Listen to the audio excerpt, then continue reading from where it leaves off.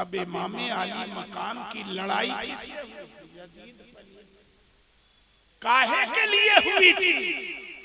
इस बात के लिए हुई थी कि ये खलीफा बनने के लायक नहीं है, जबरदस्ती बैठ गया है कुर्सी पे, और जबरदस्ती बैठ गया है तो उसको खींच के नीचे उतारने के लिए हुसैन की जरूरत है कि नहीं?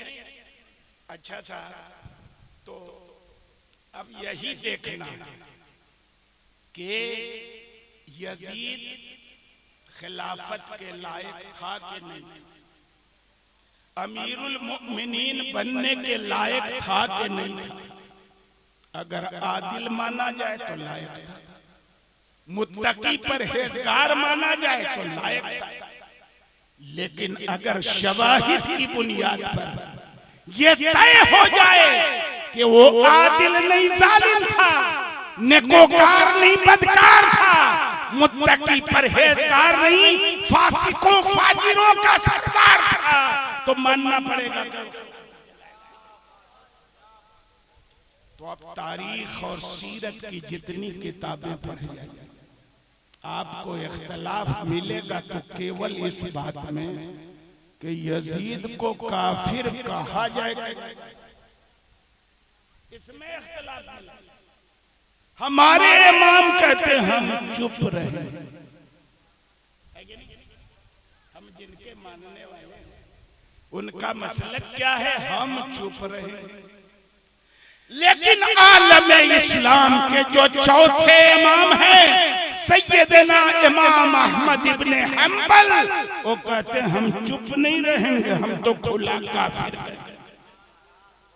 है कि नहीं, हम खुला काफिर कहेंगे। तो हम हनफी लोग भी कहेंगे कि आपको भी हम लोग कुछ नहीं कहेंगे, हम तो चुप रहे। लेकिन अगर आपने कुफ्र का फतवा दे दिया तो आपके खिलाफ भी हम कुछ नहीं बोलेंगे, है कि नहीं? तो इख्तिलाफ किसमें है कि काफिर कहा जाए कि न कहा जाए, लेकिन फासिक होने में, फाजिर होने में, बदकिरदार होने में, खिलाफत के लिए ना होने में किसी से। और इख्तिलाफ इसलिए नहीं, गौर से सुनिए, ज्यादा लोग चले तो ऐसे वक्त में काहे बैठाए भाई, जब जाने का वक्त हो गया। खैर, तो अभी तो कितनी देर तक रहेगा, बहुत कम होगी, मजमा खाली चाय पीने। खैर, यही देखना काहे इत्तेफाक है कि यजीद खिलाफत के लायक नहीं, इसलिए इत्तेफाक है कि देखिए हम लोग हैं सुन्नी मुसलमान, हम लोगों का अपने नबी के बारे में ये खुला अकीदा है कि जब से ये दुनिया पैदा हुई तब से लेकर हर जन्नती के जन्नत में जाने तक और हर जहन्नमी के जहन्नम में जाने तक सब अल्लाह ने बता दिया है। ये अकीदा है। क्या कहते हैं हम लोग कि हमारे नबी आलिमे माकाना व मायकून, दुनिया जब से पैदा हुई है वहां से लेकर अभी तक ये जो पूरा जमाना गुजरा ये माकान, जो कुछ हो चुका, और यहाँ से लेकर क़यामत तक हर जन्नती के जन्नत में जाने तक, हर जहन्नमी के जहन्नम में जाने तक जो कुछ होगा ये मायकून, जो हो चुका वो भी नबी जानते हैं और जो होने वाला है वो भी नबी जानते हैं, है कि नहीं? और सब बताया। एक बहुत बड़े सहाबी हैं हजरत हुज़ैफा इब्नुल यमान रज़ियल्लाहु ताला, ये वो सहाबी हैं कि कहते हैं कि सब लोग पैगंबर से खैर यानी भलाई के बारे में पूछते थे, लेकिन मैं शर यानी बुराई के बारे में पूछता, क्योंकि भलाई खैर पर अमल करना ये दूसरे नंबर की चीज है, पहले जरर और नुकसान से अपने आप को बचाना ये पहले नंबर की चीज है। तो कहते मैं शर के बारे में पूछता था कि बचूं मैं उससे।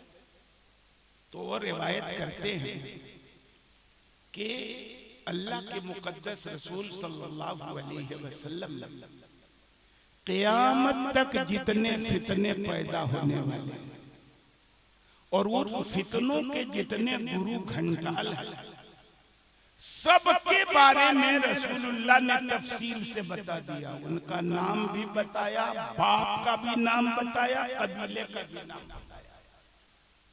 वो कहते हैं मा तरक रसूलुल्लाह सल्लल्लाहु अलैहि वसल्लम लना मिन क़ाइद फितना इला अन तनक़दियत दुनिया यबलुगु व मन मअहु सलासुमियतिन फसाइदन हत्ता सम्माहु इल्ला सम्माहु लना बिइस्मि व इस्मि अबीहि व इस्मि क़बीलति।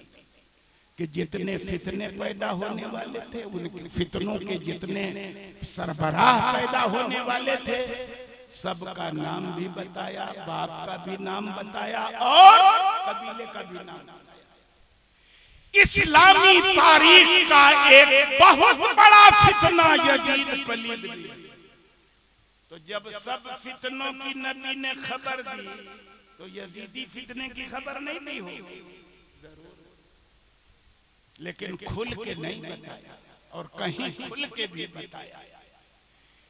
हजरत अबू उबैदा इब्नुल जर्राह रदियल्लाहु ताला बड़े मशहूर सहाबी, वो कहते हैं कि अल्लाह के रसूल ने फरमाया ला यज़ालु अम्रु उम्मती क़ाइमन बिल क़िस्त हत्ता यकूना अव्वल मन यस्लुमु रजुलुन मिन बनी उमय्या युक़ालु लहू यज़ीद। मेरी उम्मत का मामला अदलो इंसाफ पर कायम रहेगा, हमेशा कायम रहेगा। यहाँ तक के बनु उमय्या में एक पहला आदमी पैदा होगा जो इसको बर्बाद कर देगा, तबाह कर देगा, और उसका नाम यजीद हो। खुला बताया कि नहीं बताया? बुखारी शरीफ की हदीस है। हजरत अबू हुरैरा रज़ियल्लाहु ताला अन्हु से मरवी।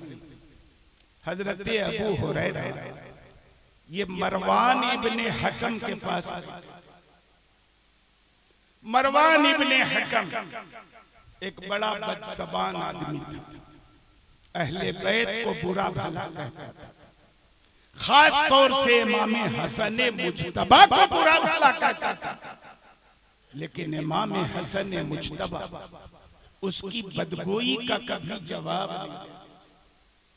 शराफत ऐसी, सब्र और तहम्मुल ऐसा कि उसकी गाली के जवाब में कभी इमाम हसन ने अपनी ज़बान न काटी, सब्र करते थे। और उसी की मौजूदगी में जब इमाम हसन की शहादत हुई और उनका जनाजा ले जाया जाने लगा जन्नतुल बकी की तरफ, तो मरवान इब्ने हकम जैसे बदज़बान को भी एतराफ करना पड़ा और कहना पड़ा कि ये हसन का जनाजा नहीं जा रहा है, ये सब्र और तहम्मुल का एक पहाड़ है जो लोगों के कंधों से होता हुआ जन्नतुल बकी की तरफ जा रहा है। उसको भी बोल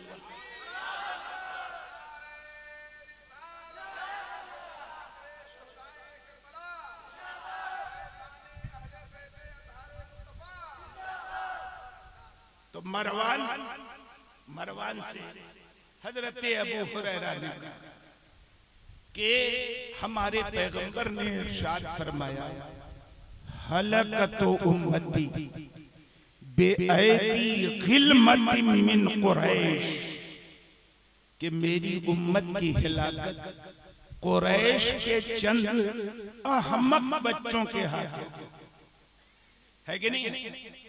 जब आदमी नासमझ होता है तो बड़ा हो के भी बच्चा होता है नादान। नबी ने क्या फरमाया? मेरी उम्मत की हिलाकत कबीले कुरैश के चंद लौंडों के हाथों। तो मरवान इब्ने हकम क्या बोला? बुखारी की रिवायत है लानतुल्लाहि गिल्मा, उन गुलामों पर अल्लाह की लानत जिनके जरिए उम्मत की हिलाकत हो। तो हजरत अबू हुरैरा ने कहा कि सुनो, अगर मैं चाहूं ना तो नाम लेके बता दूं कि कुरैश के किन लोंडों के हाथों इस उम्मत की हिलाकत हो। ये इसलिए कहा कि अभी तो कह रहे हो कि उन लोंडों पे खुदा की लानत, नाम सुनोगे ना तो चेहरा उतर जाएगा, क्योंकि तुम्हारी बिरादरी के लोग है कि नहीं है। लेकिन बताया डर की बुनियाद पर, हुकूमत से खौफ की बुनियाद पर। मरवान हाकिम था भाई, मदीना मुनव्वरा का हाकिम था। नहीं कहा अबू हुरैरा ने, मगर इशारा तो दे दिया, तुम अभी लानत भेज रहे हो, लेकिन अगर मैं नाम ले लूं तो पसीना छूट जाएगा। नाम ले लो। क्यों? जानते थे कि जिन लोंडों के हाथों नबी ने पेशीन गोई है उम्मत की हिलाकत की, उनमें यजीद पहला नाम है। यजीद का नाम पहला नाम है, जानते थे। और इसी बुनियाद पर हजरत अबू हुरैरा शहरे मदीना के बाजार में खुद भी दुआ करते थे और लोगों से कहते थे दुआ करो, पनाह अल्लाहुम्मा इन्नी अऊज़ु बिका मिन रअसी सित्तीन व इमारति सिबियान। ए अल्लाह, मैं लौंडों की हुकूमत से और सन 60 हिजरी के आगाज से तेरी पनाह मांगता हूँ। अबू हुरैरा जानते थे कि 60 ही में यजीद पलीद हुकूमत की कुर्सी पे बैठेगा और खानवादे नबूवत को ये अपने नापाक हाथों से ताराज करेगा। कहा ए अल्लाह, उस वक्त से मुझे पहले दुनिया से उठा। अल्लाह ने इनकी दुआ कबूल फरमाई। और यजीद के हाकिम बनने से पहले सन 59 हिजरी में अबू हुरैरा रज़ी अल्लाह ताला अन्हु का विसाल। यजीद पलीद बैठेगा 60। मैं अर्ज करना चाहता हूं, जब कुरान की रोशनी में कोई फासिक व फाजिर, कोई जालिम व जाबिर खलीफा नहीं बन सकता है, और यजीद बाइत्तेफाक़े मुअर्रिखीन, बाइत्तेफाक़े सीरत निगार, वो क्या है? जालिम है, जाबिर है, फासिक है, फाजिर है। वो खिलाफत की कुर्सी के लायक नहीं।